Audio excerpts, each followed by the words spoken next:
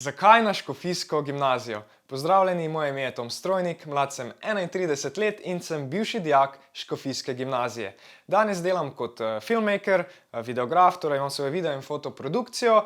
Predvsem sem specializiran za snemanje v adventure niši in tudi snemanje z dronom.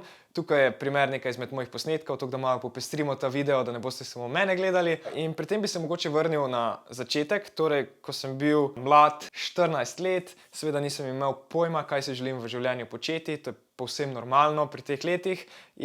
Ampak nekako sem vedel, da bi rad potem nekaj naprej študiral in zato sem se odločil, da grem na gimnazijo. In za škofijsko gimnazijo specifično sem se odločil zaradi tega, ker veliko poudarka dajo na to, da se nekako razviješ kot dobra oseba, da se naučiš komunicirati z drugimi ljudmi, torej veliko dajo na te dobre medsebojne odnose in veliko je ekskurzij, veliko je obšolskih dejavnosti, všeč so bili tudi duhovni vikendi, kjer smo se res lahko družili z sošolci, spoznali drug drugega in vsezadnje si spoznal tudi sam sebe. In dejansko mi je bilo na škofijski gimnaziji tako všeč, da sem se odločil tam ostati kar 5 let.